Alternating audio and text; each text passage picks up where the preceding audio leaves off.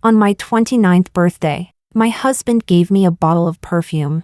I didn't look closely before spraying it on and ended up going into anaphylactic shock. Rushed into the emergency room. After narrowly surviving, Oscar came to visit me in the hospital, bringing along his childhood sweetheart, Jazmin, who carried a basket of flowers. Calmly, I brought up divorce. Jazmin rushed forward to shield him, crying as she apologized to me. Caro, please don't blame Oscar. The perfume was my idea. I just thought that scent would suit you. Oscar pulled her into his arms to comfort her, then turned to me with clear impatience. Don't regret this. Chapter 1. The next time I saw Oscar was a month later. After being discharged, I went back to my apartment to recover before returning to the villa. The housemaid told me that Oscar had only come back once after I was hospitalized, and hadn't returned since. I wasn't surprised at all. He didn't have just this home, he had another one with Jazmin. I took a USB drive to the study and printed out the divorce agreement.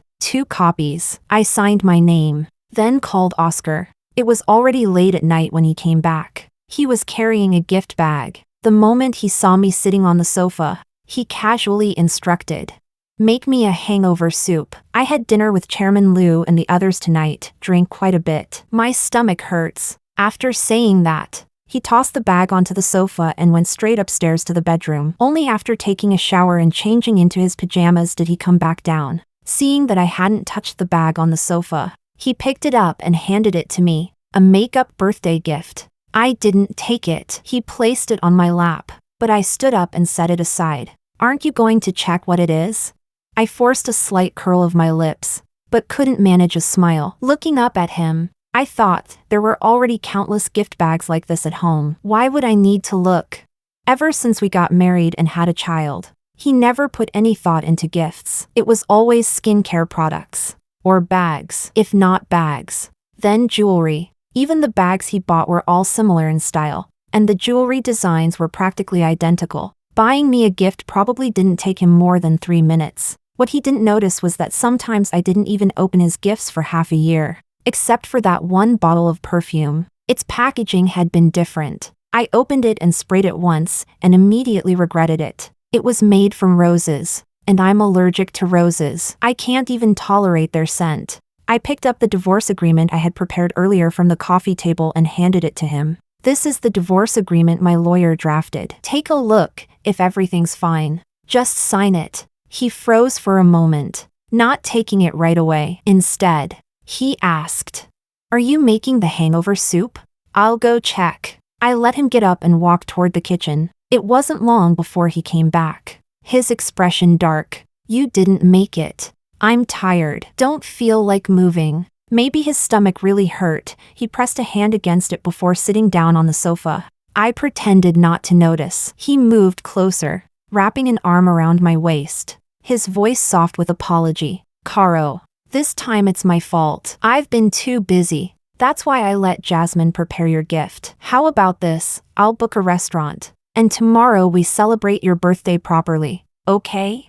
I looked at him and shook my head. I reached out, removed his hand, and shifted farther away. His face turned livid. "Why? Just because of that bottle of perfume?"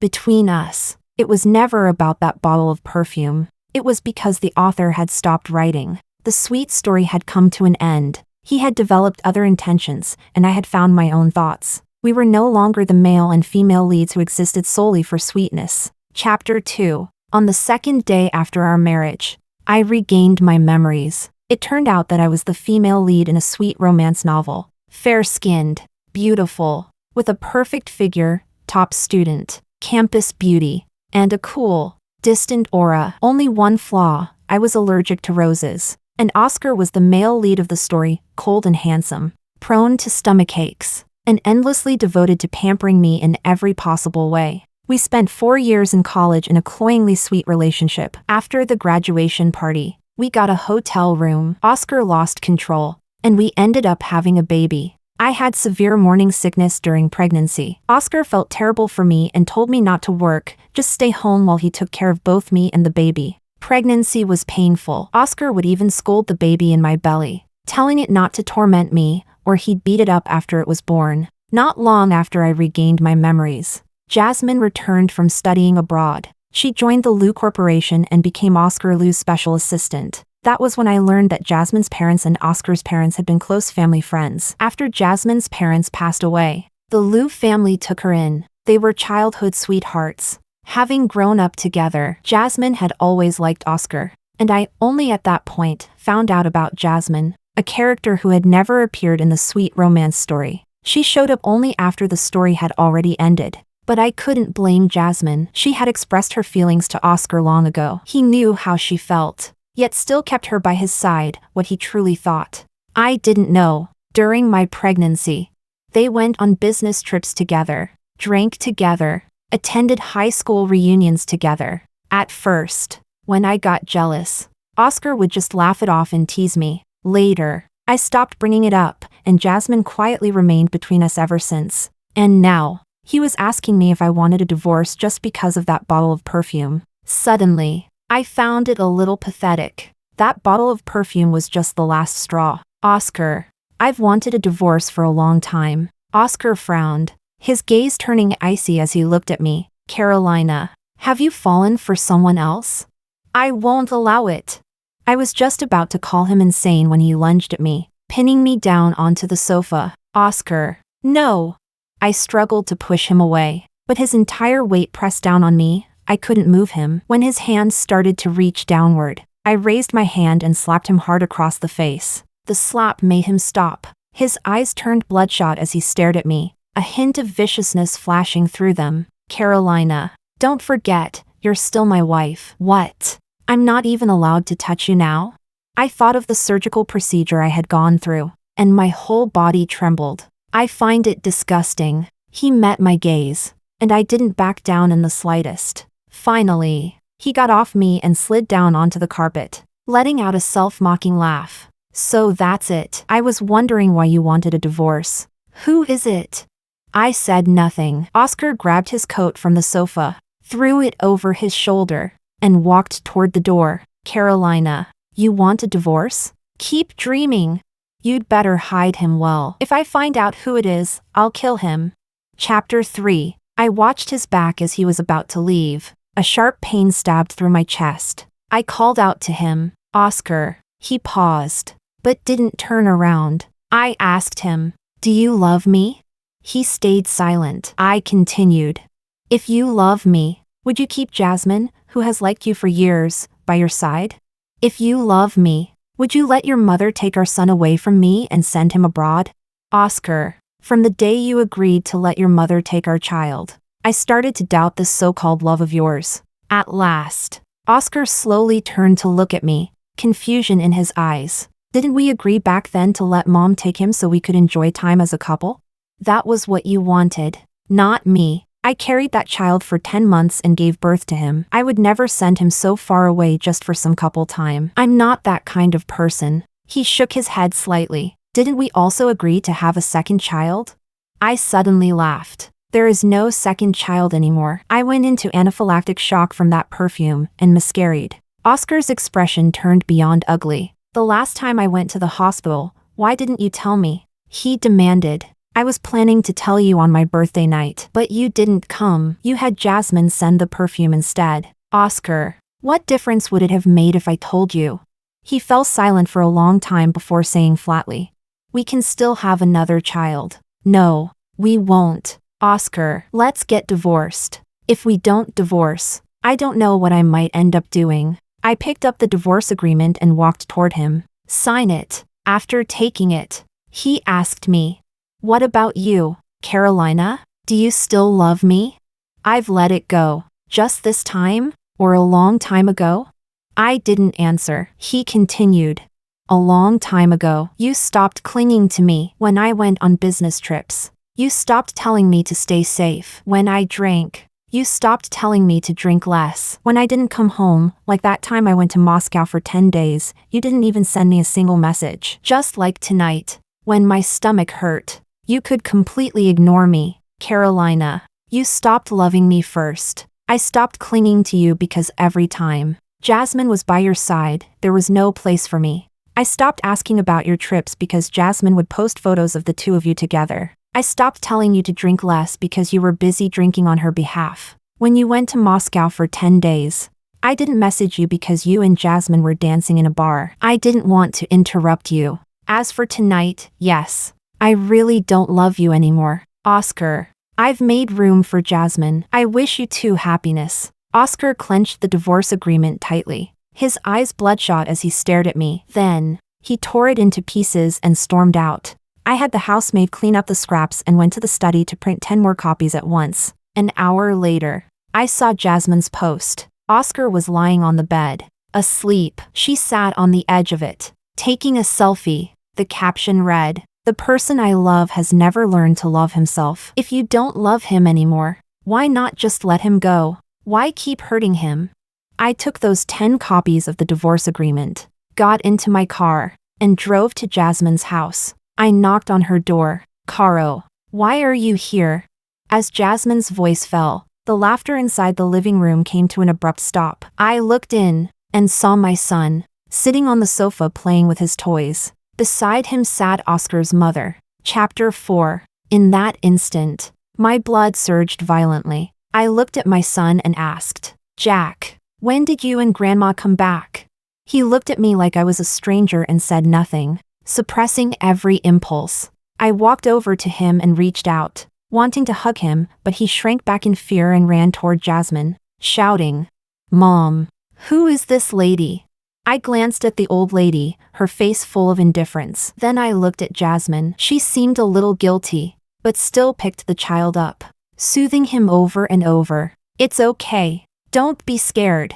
At that moment, my heart felt like it was bleeding. I stopped caring about the child and instead asked Jazmin, "Where is Oscar?" "He's asleep. I saw your post. I know he's asleep." "Which room?"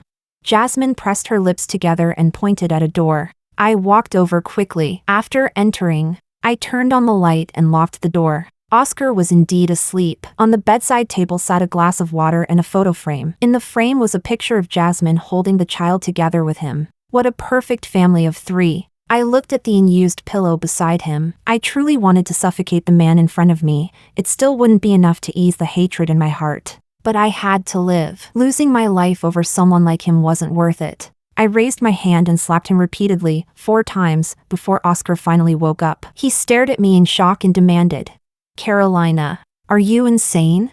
I scratched his face twice more. Red marks appeared on his skin, and beads of blood slowly surfaced. "Oscar, you're asking me what's wrong with me?"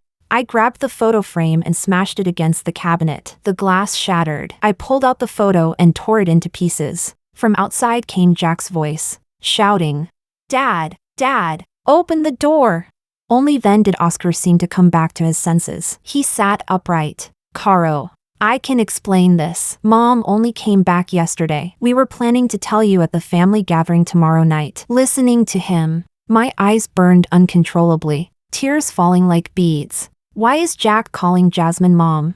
I carried him for 10 months and gave birth to him. What right does he have to call someone else's mother? "Oscar, is this what your love looks like?" Oscar clenched his jaw and looked at me. "We'll talk about this tomorrow night at the old house. I'll give you an explanation. I'll be waiting for that explanation." I walked out of the room. Jack stood at the door, nervous, looking at me with guarded eyes. I felt both unwilling and full of hatred. I wiped away my tears, slowly crouched down in front of him, and forced myself to smile. "Jack, I'm your mother. You grew inside my belly. The doctor delivered you from me. There's still a mark on my stomach." The child looked at me in confusion. I said softly, "If you don't believe me, ask your dad. Am I your mom?"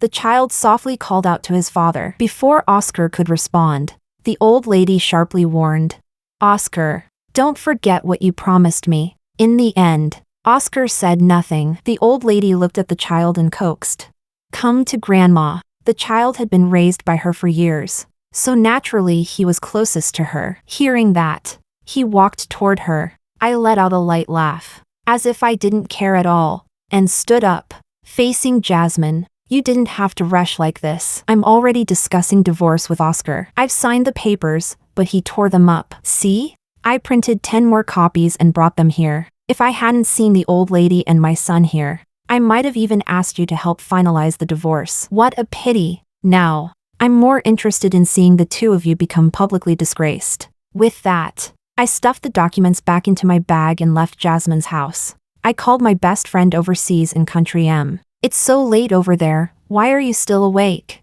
Eva, I need a favor. What is it? I told her about how my son called Jazmin mom. She was so furious she started cursing. Help me find a private investigator. Look into her time studying abroad, see if anything unusual happened. Leave it to me. I'll get someone on it right now. This is infuriating. How can someone be this shameless?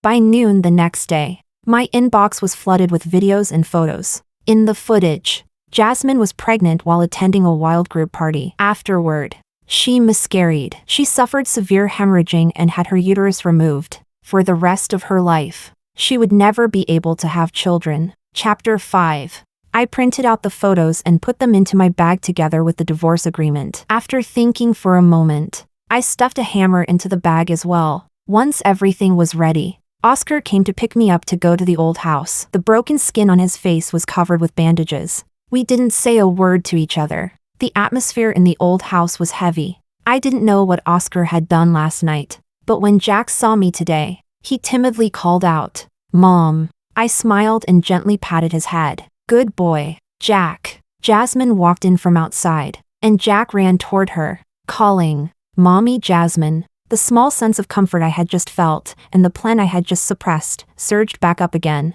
I looked at Jazmin coldly. The old lady came in, saw the tense standoff between us, and said in a low voice, "Everyone, go sit down. Dinner is ready." When Oscar and I went in, the chairs were still empty. I casually pulled one out and sat down. After Jazmin came in, she hesitated, not sitting, putting on a show as if she wanted to speak but didn't dare. It wasn't until Oscar's sister came in, seeing Jazmin's awkwardness, she turned to me and said, "Carolina, you've been married into this family for years. At least learn some table manners. Don't make yourself look so uneducated." Hearing that, Oscar looked at Fiona, his tone turning sharp. "My wife, is it your place to comment?" Fiona's expression changed. Then she said sarcastically, "Your wife? Who in this family acknowledges her? We told you to marry Jazmin, but you didn't listen. Instead, you brought back this thing, and now no one's allowed to say anything?" Oscar's expression darkened instantly. "Seems like I've been too nice lately." Fiona's husband tugged at her sleeve. She shut her mouth unwillingly, not daring to continue. I let out a soft laugh and looked at Fiona. "So, you think Miss Jazmin is more well-mannered than me?" Fiona glared at me but said nothing. I smiled again and raised my voice slightly. "Fair enough. Someone from a modest background like me wouldn't dare attend a group party while pregnant, right, Jazmin?" The moment those words came out, aside from Fiona and her husband, the old lady, Jazmin, and Oscar all changed expressions drastically. "Carolina, what nonsense are you talking about?"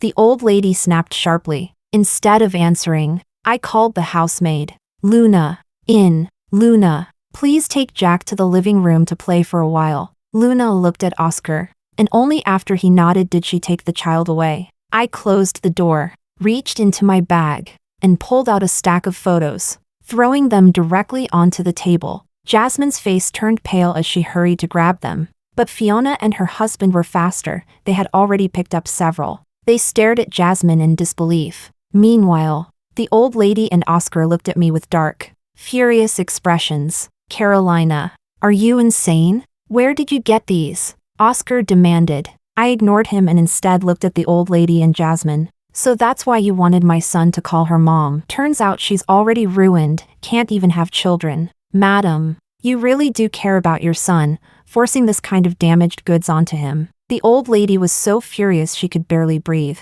immediately turning to scold Oscar. "This is the woman you insisted on marrying at all costs? What kind of person is she? Divorce, get divorced immediately."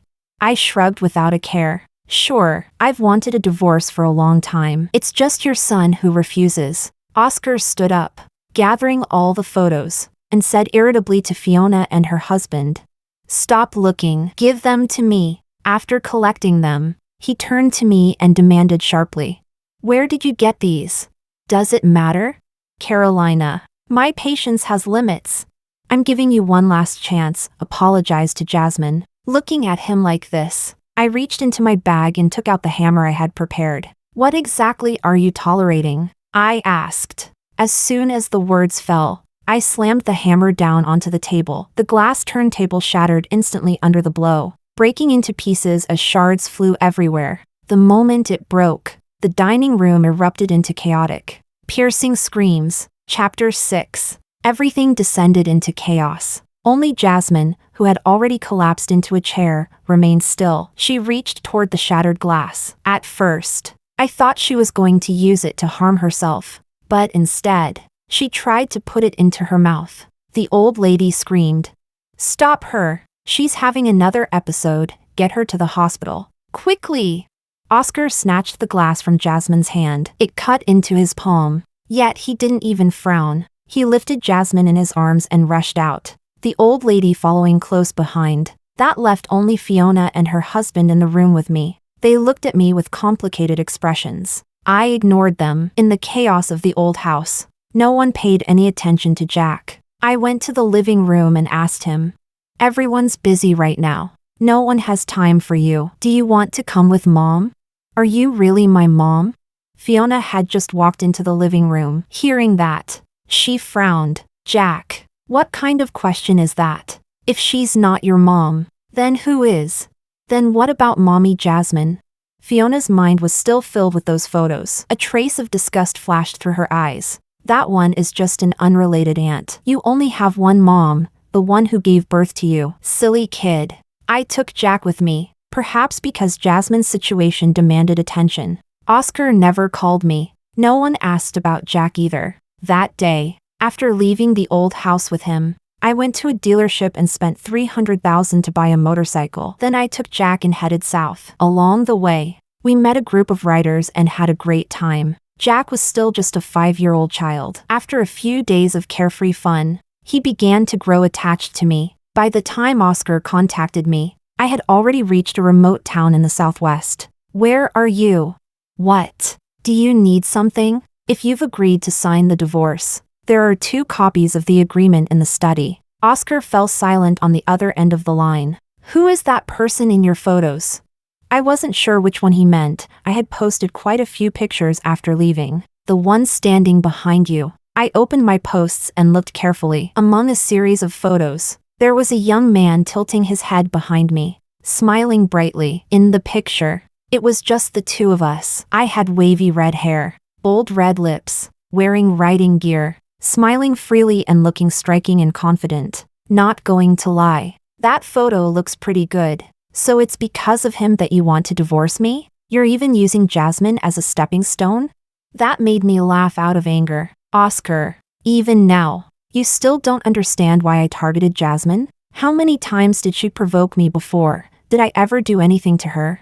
As for this time, it's all caused by you and your mother. Who gave you the right to trample over me like that? Who allowed you to make my son call her mom? Is she even worthy? Why am I even saying this to you? Since you care about her so much, hurry up and sign the papers. Let's get divorced. You can go chase your happiness, and I'll live my own life." "Carolina, I won't agree to a divorce." "Then calm down and think it through yourself." For a long time after that, Oscar didn't contact me again. The next time he reached out was a month and a half later. He called and said, "Come back. Let's get divorced." I shipped the motorcycle back and took a flight home with Jack. Chapter 7. Oscar was waiting for me at home. The divorce agreement was placed on the coffee table. "Carolina, there's no way I'm giving you custody of our son." I looked at him, my gaze firm. "If you had signed the agreement that day, then yes, I could have given you custody, but not anymore. I won't let my son have a stepmother like that." Oscar didn't back down. He threatened me. "Even if this goes to court, you might not win custody." I smiled faintly. "Are you going to cut ties with Jazmin?" Oscar fell silent. "Then how are you so sure I won't win custody in court?" My smile was full of certainty. Oscar seemed to realize I still had something on him. "When did you become so what? Calculating? Ruthless? Oscar, you forced me into this. Choose one, Jazmin or Jack." Oscar took a deep breath. He chose Jazmin. I couldn't quite describe what I felt. There was some pain, but also a strange sense of relief. Jack will have to go abroad for school. I'll respect the child's wishes. If he prefers studying here, then he stays. If he wants to go abroad, I can go with him. Why not? Oscar looked at me, slightly surprised. I looked back at him quietly. Perhaps he noticed that there wasn't even a trace of love left in my eyes. He picked up the divorce agreement and went upstairs to the study. A moment later, he came back down. He handed it to me. Sign it. I carefully reviewed the terms. Aside from cash, he was giving 5% of Lu Corporation shares, though those would go to Jack. There were also 2 overseas properties assigned to me, for living purposes if Jack studied abroad in the future. Domestically, there were 2 properties as well. I had no objections and signed quickly. Oscar's expression darkened. You can tell, you can't wait. In these 9 years, is there really nothing worth holding on to? Not even a little sadness? I looked at him calmly. In the countless nights you never knew about, I was in unbearable pain. Oscar, I just endured it and got through. Suddenly, I felt curious and asked in return, what about you? Are you sad? He stared at me, his eyes filled with an intensity one couldn't quite understand. But in the end, he said nothing. I took 1 copy of the divorce agreement. Since it was the weekend, we couldn't finalize the divorce yet. So I told him, Monday, 9 a.m. I'll be at the Civil Affairs Bureau waiting for you. Oscar still said nothing. He picked up the glass in front of him and downed it in one go. I took that as his agreement and left. On Monday, I got there early and called Oscar. No answer. I waited until the staff had all gone home. He still didn't show. I went back to the house. He wasn't there. Then I went to Lu Corporation. The assistant at the secretary's office said Oscar hadn't been to the company recently. More than half a month passed. Oscar still hadn't contacted me, and I couldn't reach him. I called Fiona and asked her out for afternoon tea. I thought she would refuse, but to my surprise, Miss Fiona agreed quite readily. After she sat down, I handed her the menu. I didn't order anything. I didn't know what you'd like. She took it and ordered an iced Americano. I thought you wouldn't come. I thought the same. After years of marriage, I didn't have a good relationship with this sister-in-law. We had no personal connection at all, so I skipped any unnecessary pleasantries and got straight to the point. Do you know where Oscar is? I can't reach him. We've already signed the divorce agreement and agreed to finalize it, but he's not answering my calls or messages. Fiona looked at me, slightly frowning. You really don't have even a trace of attachment or reluctance toward this marriage, do you? But Oscar doesn't feel that way. When he married you, the whole family opposed it, but he insisted on having you. He once ran toward you without hesitation. So now, he won't let go of you easily. He loves you that much. Chapter 8. I found it somewhat ironic. I took out my phone, pulled up Jazmin's posts, and handed it to Fiona. There were countless photos of her and Oscar together, snapshots of their daily life. Moment after moment. After looking through them, Fiona frowned. She opened Jazmin's profile on her own phone, but couldn't see any of those posts. I said, I know, they're only visible to me. This is her way of provoking me. I didn't really mind her provocations, but over time, after seeing so much, I started to feel like Oscar and she were the real couple. They go on business trips together, travel together, drink together, dance together. Anyone who sees it would say how enviable childhood sweethearts are. Fiona stayed silent, staring at the screen for a long time. Then she used her phone to take photos of several pages of Jazmin's posts. Jazmin's parents died saving my mother, so my mom treats her even better than me, her own daughter. When she was a teenager, she confessed to Oscar and got rejected. So she went abroad. She got a boyfriend, ran off with him, and even got pregnant. Then what happened afterward, you already know. If you hadn't exposed it, I wouldn't have known either. Oscar and my mom kept it completely hidden. After you left that day, Oscar said this was something he owed Jazmin. If he hadn't rejected her, none of that would have happened. I let out a mocking laugh. If everyone in this world were like Miss Jazmin, confessing, failing, and then spiraling, that would mean everyone could get what they want in the end. That's just Oscar's excuse. Do me a favor and pass a message to Oscar if he still hasn't come to finalize the divorce within 2 months. I'll file a lawsuit, and I'll hand Jazmin's videos over to the media. Jazmin. Fiona seemed like she wanted to say something in Jazmin's defense, but stopped halfway. Forget it. I'll pass along your message. Before leaving, I remembered the way Jazmin had tried to eat glass. I asked Fiona, which psychiatric hospital is she staying in?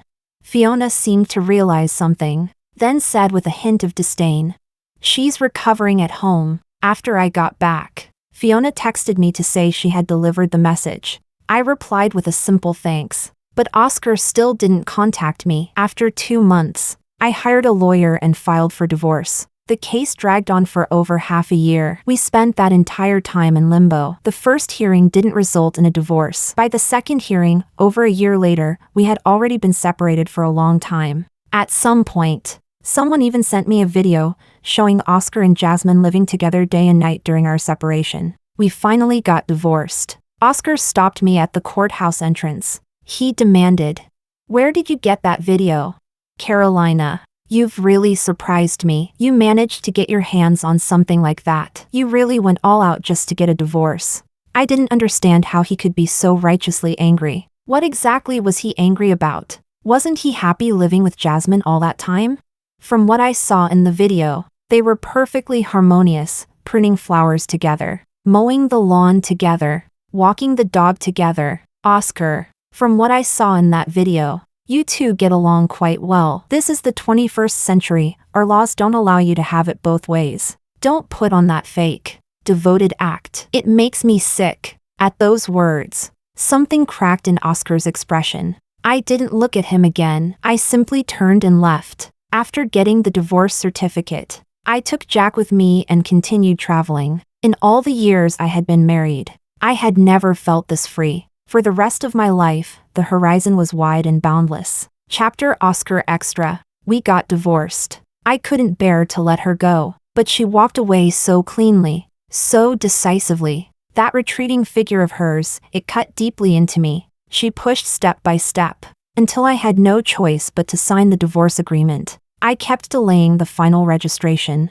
hoping there might still be room for reconciliation. But I never expected that she would have a video of me taking care of Jazmin. And just like that, she won. Back then, after Jazmin's incident, she developed severe mental illness. It took a long time for her to recover and return. When she wanted to join Lou Corporation, I couldn't refuse. We owed her that. She had even told me that she would treat me only as a brother from then on, that her past feelings were just childish immaturity. I believed her. When Carolina showed jealousy again and again, I found it irritating. At some point, though, she stopped being jealous. She stopped being affectionate toward me. It was as if she no longer loved me. I used Jazmin deliberately. I wanted Carolina to notice. I always thought she hadn't, until Fiona brought back screenshots of Jazmin's posts, and I finally realized Carolina had seen everything. She endured it all, alone, through countless nights.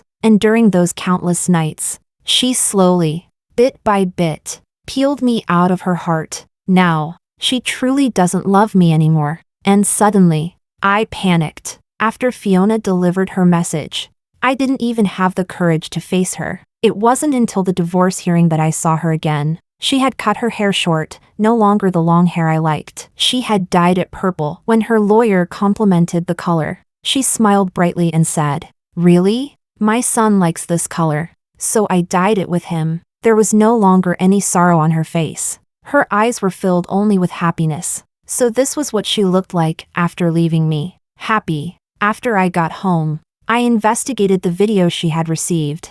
I tracked down the courier. From his description, I suspected it was Jazmin. When I showed him her photo, he confirmed it was her. At that moment, I began to question whether Jazmin's mental illness had ever been real. I flew to Country M and found the doctor who had treated her. Under pressure and temptation, he admitted he had been bribed. He said Jazmin only had mild bipolar disorder. Nothing serious, and it had been cured long ago. The one who bribed him was my mother. After returning to the country, I quietly removed my mother from the board of directors. I took full control of Lou Corporation. Since she cared so much about Jazmin, Then she could spend the rest of her time living with her. Jazmin cried, begging for my forgiveness. She said she had only loved me too deeply. How ironic. I video called my son. His hair was dyed purple. It looked rebellious. A bit like teenage angst. Yet somehow it made me envious. Where's your mom?